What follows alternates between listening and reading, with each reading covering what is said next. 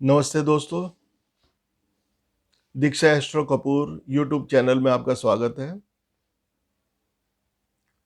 तो आपको पता है कि कुछ सप्ताह के बाद नया साल शुरू होने जा रहा है 2021 2021। तो मैं आपको अग्रिम शुभकामनाएं देना चाहूँगा कि ये साल आपके लिए सुख समृद्धि और खुशहाली का हो। लक्ष्मी जी का वास आपके घर पे हो, आपके व्यापार पे हो। तो दोस्तों, आज मैं जो वार्षिक फल बताने जा रहा हूँ वह है सिंह लगन या सिंह राशि। तो दोस्तों, हमारे ज्योतिष शास्त्र में, क्योंकि सिंह राशि का स्वामी होता है सूरज, और सूरज को हमारे ज्योतिष शास्त्र में राजा कहा गया है। और ये आदेश देने में विश्वास करता है। इनका स्वभाव रूलिंग नेचर का है और ये आत्मा का कारक है। इसका संबंध हमारे नैनों, नेत्रों, हड्डियों, पैर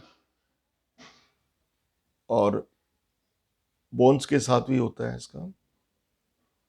जिनका सूर्य अच्छी स्थिति में है जन्म के समय, यानी कि यह नीच नहीं है या केंद्र में बैठा हुआ है, बशर्ते कि यह 6वें 8वें घर और 12वें घर में ना बैठा हो, तो हमें उतना लाभ नहीं मिल पाता जो हमें मिलना चाहिए। क्योंकि सूर्य जो है राज दरबार का, जिसको गवर्नमेंट हम कहते हैं, उससे संबंधित होता है। तो और सूर्य की स्थिति को देख के ही हम ये डिसाइड करते हैं कि आदमी अपने जीवन में कितने ऊपर जाएगा या कितनी कामयाबी हासिल करेगा।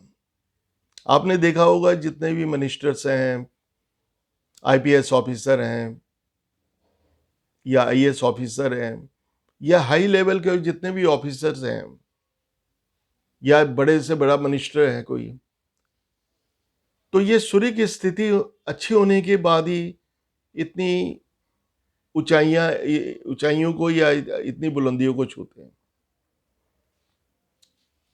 तो दोस्तों, अब मैं आपको ये बताने जा रहा हूं, लेकिन उससे पहले आप मेरे चैनल को सब्सक्राइब कर लीजिए, लाइक कर लीजिए, शेयर कर लीजिए और रिंगिंग बेल को बजा दीजिए, ताकि मेरे जितने भी आने वाले वीडियो आपके पास आ सके और आप उसको देखकर उसका बेनिफिट ले सके। तो दोस्तों, सिंह राशि में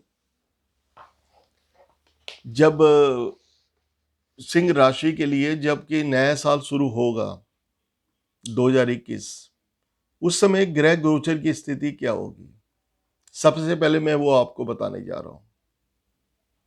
देखिए जी कि सिंह राशि के अंदर या सिंह लगन के अंदर कोई ग्रह नहीं होगा। केतु और शुक्र आपके चौथे स्थान पे रहेंगे, ताकि प्रॉपर्टी, कन्वीनियंस, हैप्पीनेस के घर में। और सूरज और बुध आपके 5th हाउस, यानी कि एजुकेशन, इंटेलेक्चुअल नॉलेज, आपके संतान के घर में रहेंगे या फाइनेंस के घर में रहेंगे। लेकिन सबसे बड़ी प्रॉब्लम है ये है कि नीच का बृहस्पति मकर राशि के साथ नीच भंग राजयोग बनाएगा शनि के साथ मिलकर अष्टम हाउस में। अष्टम हाउस को अच्छा घर नहीं माना जाता। इसका संबंध कोर्ट केस, लड़ाई झगड़े, दुश्मनों के साथ होता है। तो अब अगली राशि जो है वो है मंगल। मंगल आपके भाग्य स्थान पे होगा, जो कि अपनी राशि में ही होगा, ताकि वो आपके भाग्य में वृद्धि करेगा। और राहु जो है आपके प्रोफेशन, कैरियर, बिजनेस के हाउस में होगा, यानी कि 10वें घर में। और जो चंद्रमा है वो आपके 12वें स्थान पे है, अपनी सवरा कर्क राशि में होगा। तो दोस्तों ये है स्थिति सारे ग्रहों की जबकि ये नया साल शुरू होगा। तो अब मैं आपको बताने जा रहा हूं कि ये साल में आपको क्या प्राप्त होगा, क्या नहीं, या ये 2021 आपके लिए क्या लेकर आया है। सबसे पहले मैं कैरियर पे आता हूं। देखिए जी, व्यवसाय में या व्यापार में अच्छी सफलता के योग बनते हैं। अगर आपका व्यवसाय एक्सपोर्ट से रिलेटेड है तो उसमें पूर्ण रूपेण सफलता मिलने के योग बनेंगे। अगर आपकी या आप किसी मल्टीनेशनल कंपनी में काम करते हैं तो सैलरी और इंक्रीमेंट बढ़ने के भी चांसेस हैं। और अगर गवर्नमेंट जॉब में है तो उसमें प्रमोशन के चांसेस आपके पूरे बन रहे हैं इस समय। लेकिन राहु आपको इस समय महत्वाकांक्षी बना देगा। तो ये कुछ कॉन्फ्यूजन की स्थिति पैदा कर सकता है, तनाव भी दे सकता है। तो इस समय के दौरान कृपया शांत रहें, और एक्सपेंसेस भी करवा सकता है ये।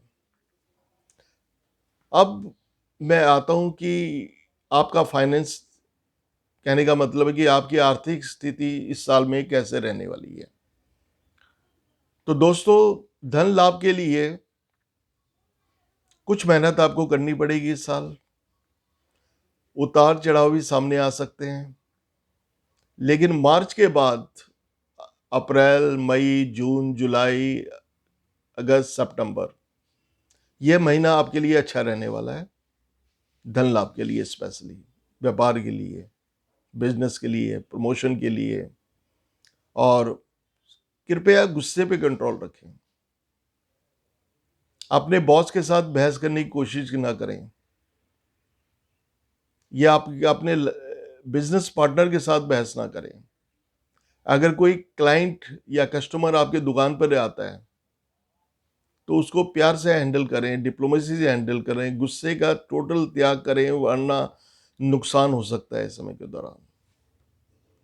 तो दोस्तों, ये रही आपकी फाइनेंशियल स्थिति इस साल की। अब मैं आता हूं एजुकेशन की, आई मीन टू से शिक्षा के क्षेत्र में क्या होने वाला। देखिए जी, इस साल विद्यार्थियों को पूर्ण परिश्रम करना पड़ेगा। और शिक्षा के लिए कोई बाहर जाना चाहता है, विदेश जाना चाहता है, तो कृपया कुछ रुकावटें आ सकती है। और अगर आप कॉम्पिटिटिव एग्जाम्स में, जैसे एसएससी हो गई, यूपीएससी हो गया, आईपीएस हो गया, आईएएस का, या कोई और कॉम्पिटिटिव एग्जाम्स हो, जैसे सीईटी होता है, बीएड के एग्जाम्स भी होते हैं, माने कई तरह के एग्जाम्स होते हैं। अगर आप इस समय के दौरान देते हैं तो मार्च के बाद पूरी सफलता के योग हैं कि आप जो भी एक ड्रीम लेके चले हैं, आपका ड्रीम पूरा हो सकता है इस समय के दौरान। और 6 सितंबर से समय और भी सुधर जाएगा। और जो हायर एजुकेशन में है उनके लिए जो बेहतर समय शुरू होने वाला है वो 6 सितंबर के बाद है। तो दोस्तों, अब मैं आता हूं हेल्थ पे, जिसको हम स्वास्थ्य कहते हैं, सेहत कहते हैं। स्वास्थ्य के लिहाज से आपको पूरी सावधानी रखनी पड़ेगी इस साल। पैरों में, लीवर में, अपच, इंडाइजेशन सिस्टम के मरीज अपना ध्यान रखें। फूड पॉइजनिंग के चांसेस भी बन सकते हैं। मानसिक तनाव बना रहेगा। प्लीज योगा या मेडिटेशन या मॉर्निंग वॉक करते रहें। लेकिन एक बात बहुत इंपॉर्टेंट करना चाहूंगा कि अगर हो सके तो किसी भी तरह के नशे से बचें इस समय के दौरान। शराब का त्याग करें, मांसाहार हार का त्याग करें इस समय के दौरान। अदरवाइज इसका इफेक्ट आपके हेल्थ पे हो सकता है। और इस समय के दौरान आपके दिमाग में एक अनजाना सा डर रह सकता है, मानसिक तनाव रह सकता है, कॉन्फ्यूजन की स्थिति रह सकती है। माँ के स्वास्थ्य का प्लीज़ ध्यान रखें। तो ये रहा आपका हेल्थ के बारे में। कहते हैं ना कि precaution is better than cure, क्योंकि जो चीज़ होनी है उसको रोका जा सकता है। और कैसे रोक सकते हैं? सावधानी लेकर। तो कृपया, ये रहा आपका स्वास्थ्य। अब मैं आता हूँ फैमिली, ताकि या मेरे कहने का मतलब आपका पारिवारिक स्थिति कैसे रहने वाली है। देखिए जी कि विवाद विवाद से दूर रहें इस साल, और गुस्से पे बिल्कुल काबू रखें। डिप्लोमेसी यूज करें, प्यार से हैंडल करें। कृपया मधुरता बनाए रखें, अन्यथा प्रेम संबंधों में दरार आने की संभावना है, ब्रेकअप होने के चांसेस बन सकते हैं। क्योंकि इस समय या इस साल रिश्ते टूट भी सकते हैं, मैरिज में भी कॉम्प्लिकेशंस आ सकती हैं।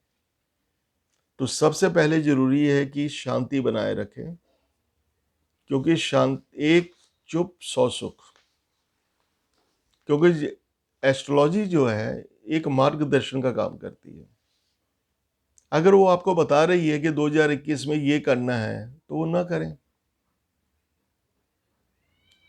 तो दोस्तों, अब मैं आपको बताने जा रहा हूं कि इस साल में कौन सी वो राशियां जो आपके साथ सहयोग करने वाली है, आपको सपोर्ट करने वाली है, आपका साथ देने वाली है। वो मित्र राशियां हैं आपकी कुंभ, मेष और धनु। और कौन सी वो दुश्मन राशियां जो आपको नुकसान कर सकती है, आपके साथ चीट कर सकती है, आपके साथ धोखा कर सकती है। वो राशि है कर्क, मीन और मकर। तो कृपया दोस्तों, इन राशियों से बच के रहें, क्योंकि जैसा मैंने कहा कि एस्ट्रोलॉजी एक मार्गदर्शन का काम करती है कि समय अच्छा है तो रिस्क लो, समय बुरा है तो बच के चलो। अब दोस्तों, इस के लिए आप क्या कर सकते हो? जो स्थितियां बनेगी उसको कम करने के लिए आप क्या कर सकते हो? एक तो आपके लिए बहुत जरूरी है कि आप हनुमान चालीसा का पाठ जरूर करते रहें, और ओम नमः भगवते वासुदेवाय या ओम नमः शिवाय का 108 बार जाप करें।